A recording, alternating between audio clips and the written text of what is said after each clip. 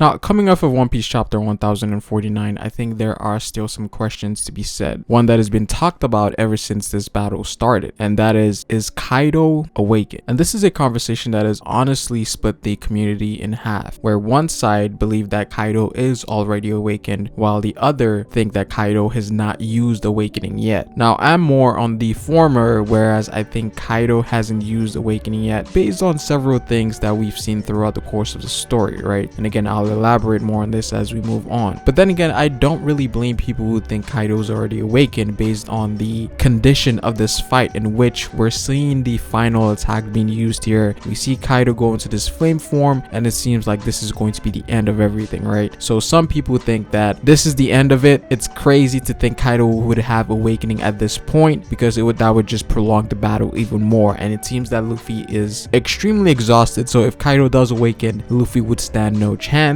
therefore Luffy would not win, right? But again, Oda has not shown the usual scheme that he implements that we usually see from other awakenings in the story, and that's really something that should be questioned here. So this is going to be the topic of conversation for today's video. But again, as usual guys, I would appreciate it if you dropped a like on this video. Let's go for 500 likes, and subscribe if you're new here. Now, when it comes to awakening, from what we've seen from Oda, it seems to be very clear cut. Oda tells the reader that said character is using awakening or is awakened, and the reason why it's clear cut is because it is a power up to said individual. It is another level of your devil fruit, and thus Oda has to tell us that this person has just augmented their ability. We saw it with Doflamingo, we saw it with Katakuri, we saw it with Law, and we saw it with Kid. In all of these cases, it was mentioned that they were awakened, and even in the case of Luffy, it was stated by the Gorosei that once this fruit is awakened, it becomes more powerful. So we have clear indication when awakening is activated or is being used. And so in the case of Kaido, it's only natural for us to believe that someone of his caliber, being the strongest person that Luffy has encountered so far, should have awakening, right? And I think that there's no doubt that he does, but the question really comes down to if he's used it yet. Now with Zoan awakenings, it's a bit different from other devil fruit classes, because Zoans have a more passive awakening, whereas it's not very apparent in terms of you noticing it, right?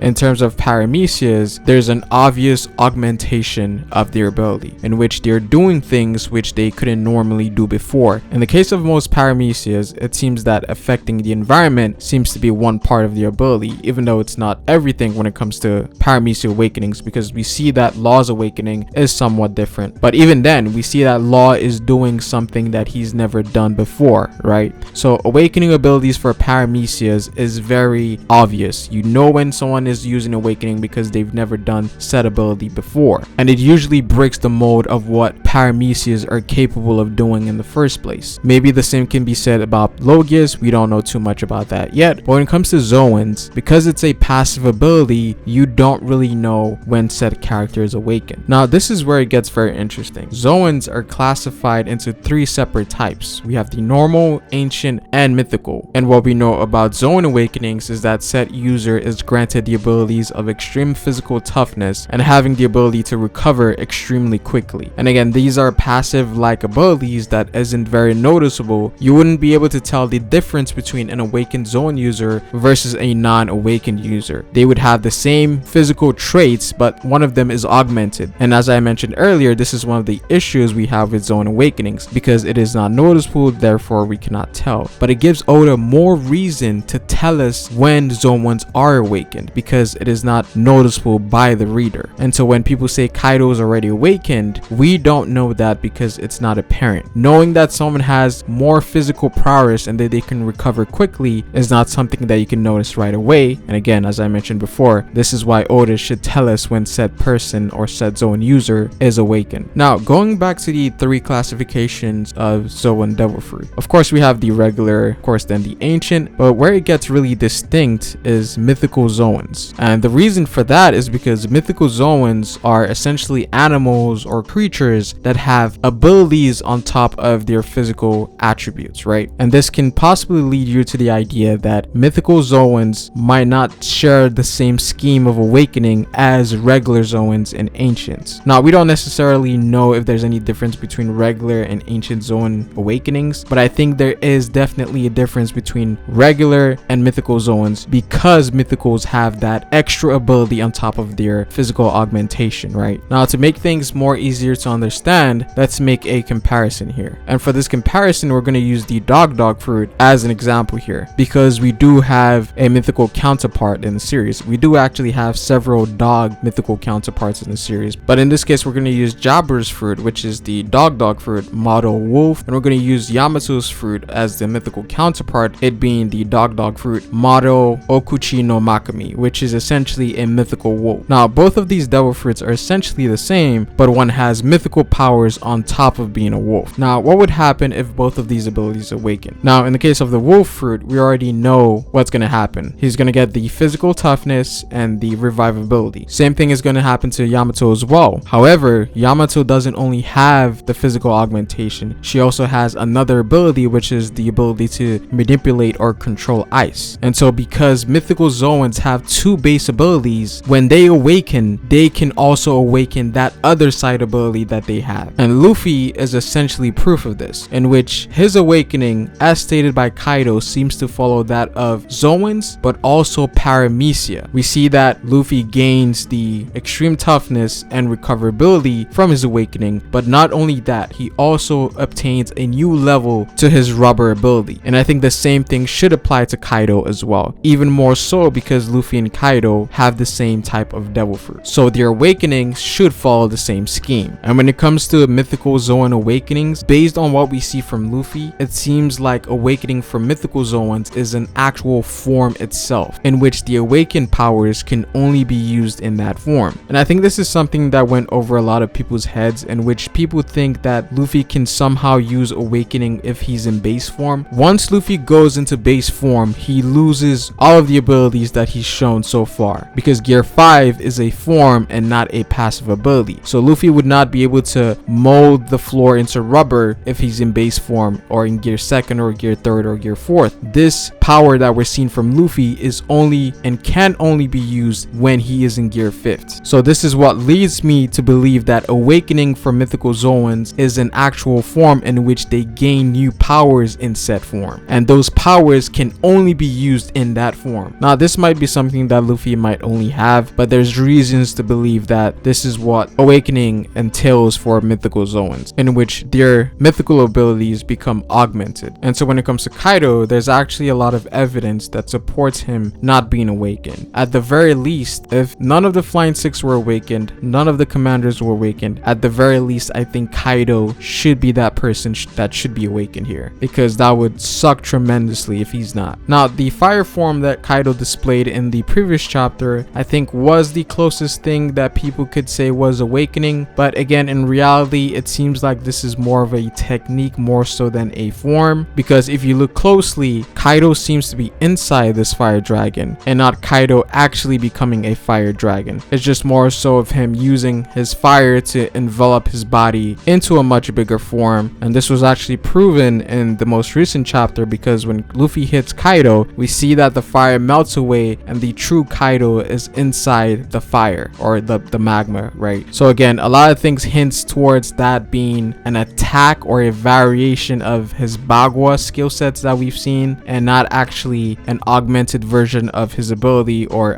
any sort of awakening, right? And again, if Kaido was to awaken, I think Oda would tell us that, yo, Kaido is going into this next level, right? And for Kaido to go into this next level and then get instantly destroyed by Luffy seems a bit weird. Usually when someone gets a power-up, they get a moment to shine and use their abilities, but in this case, Kaido used this power-up and then gets destroyed, which tells me that it most likely is an awakening. Something that we do also have to take into account that I think is very interesting is defeat or death being a trigger of awakening, or Zoan awakening specifically, because we know that when Zoans are defeated, their abilities trigger and they become stronger and they have that recovery time, right? So what if Kaido getting defeated here awakens his awakening, if that makes any sense? Because we do know that Kaido has never gotten knocked out, so maybe Luffy's punch here is going to trigger Kaido's awakening, because technically this is the first time that he's been knocked out unconscious, right? So again, I can see both sides of the argument, in which people think that Kaido is awakened and Kaido already using awakening, but I think there's more evidence to support that he hasn't used awakening yet, or at least Oda hasn't told us that he's awakened. But again, that's pretty much it for this video, guys. I'd appreciate it if you guys drop a like on this video. Comment down below what you guys think, because I do want to know what people think, on